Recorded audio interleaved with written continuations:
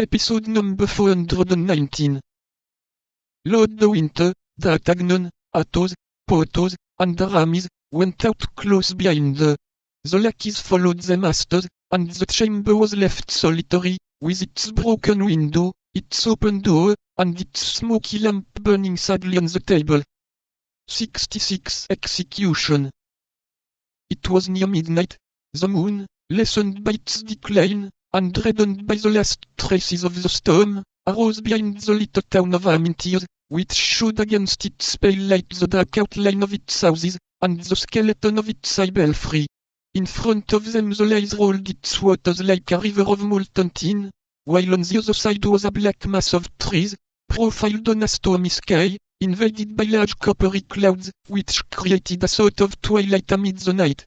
On the left was an old abandoned mill, with its motionless wings, from the ruins of which an owl threw out its shrill, periodical, and monotonous cry.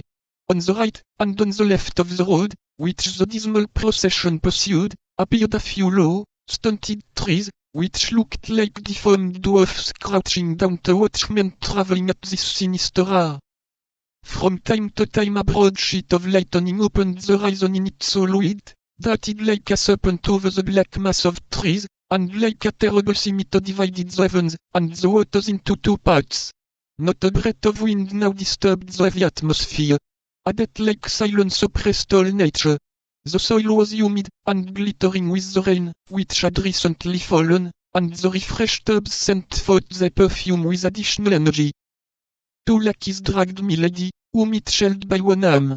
The executioner walked behind them, and Lord de Winter, d'Artagnan, Porthos, and Aramis walked behind the executioner. Planchet and Bazin came last. The two lackeys conducted Milady to the bank of the river. Her mouth was mute, but her eyes spoke with their inexpressible eloquence, supplicating by turns each of those on whom she looked. Being a few paces in advance, she whispered to the lackeys, 1,000 pistoles to each of you, if you will assist my escape. But if you deliver me up to your masters, I have near at hand avengers who will make you pay dearly for my debt. Grimaud hesitated. Mousqueton trembled in all his members. Athos, who heard Milady's voice, came sharply up. Lord de Winter did the same. Change these lackeys, said he. She has spoken to them. They are no longer sure. Planchet and Bazin were called, and took the places of Grimaud and Mousqueton. On the bank of the river the executioner approached Milady, and bound her hands and feet. Then she broke the silence to cry out, "You are cowards, miserable assassins, 10 men combined to murder one woman.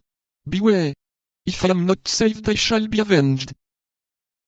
"You are not a woman," said Athos, coldly and sternly. "You do not belong to the human species. You are a demon escaped from hell, whither we send you back again."